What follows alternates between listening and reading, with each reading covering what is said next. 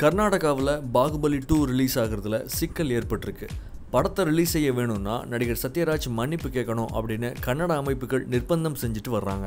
காவிரி விவகாரத்தில் கன்னடர்களை அவமானப்படுத்தும் விதமாக சத்யராஜ் பேசிட்டாரு. எனவே சத்யராஜ் மன்னிப்பு கேட்டால் தான் ரிலீஸ் செய்ய அனுமதி கொடுப்போம் அப்படின்னு அறிவிச்சிருக்காங்க கன்னட சங்கத்தினர். இது குறித்து கர்நாடக திரைப்பட வர்த்தக சபை தலைவரும் டாக்டர் ராஜ்குமார் ரசிகர் சங்க தலைவருமான சாரா கோவிந்து அப்படிங்கிறவர் இந்த விவகாரம் குறித்து இதுவரைக்கும் கர்நாடக திரைப்பட வர்த்தக சபையை பாகுபலி படத்தோட தயாரிப்பாளரோ இல்லைனா சத்யராஜோ அணுகவே இல்லை.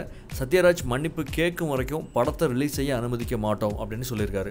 ஆனால் இதுக்கெல்லாம் சத்யராஜ் அசரக்கூடிய ஆள் இல்லை அப்படின்னு தமிழ் திரையுலகத்தில் அவங்களுக்கு நெருக்கமானவங்க சொல்கிறாங்க. பாகுபலி திரைப்படத்திற்கு பலத்த வரவேற்பு இருக்கும் அப்படிங்கிறதால கன்னட படங்கள் வியாபாரம் பாதிக்கும் அப்படிங்கிறதுனால தான் சிலரோட தூண்டுதலின் பேரில் இந்த போராட்டம் அறிவிக்கப்பட்டிருக்கு. மொழி மாநிலத்தோட பேரால் எதிர்த்தா மக்களோட ஆதரவு கிடைக்கும் அப்படிங்கிறதே இதோட பின்னணி அரசியல் அப்படிங்கிற பேச்சு இப்போ எழ ஆரம்பிச்சிருக்கு.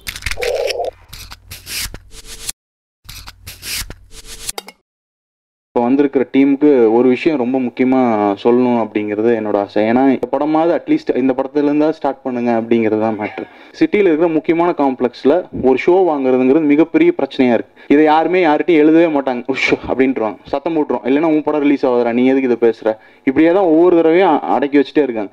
இப்போ வந்திருக்கிற டீம் அட்லீஸ்ட் இந்த மாதிரி சின்ன படங்களுக்கு முன்னாடியே நீங்கள் எல்லா விதமான சப்போர்ட்டும் பண்ணுங்கள். விவசாயிகளெல்லாம் நான் அப்புறம் காப்பாற்றிக்கலாம், ஒரு பிரச்சனை இல்லை. விவசாயியை காப்பாற்ற நிறைய பேர் இருக்காங்க. முதல்ல நம்மளை காப்பாற்றிக்கிட்டு நம்ம உழைக்கணும், அதுதான் ரொம்ப முக்கியம். மெட்ரோன்னு ஒரு படம் நல்லா ஓடி இருக்கு, ஏ சர்டிஃபிகேட் வாங்கியிருக்காரு. அந்த டேரக்டர் ஏ சர்டிஃபிகேட் வாங்கி ரிவைசிங்கில் யூஏ கொடுத்தா என்ன பிரச்சனை?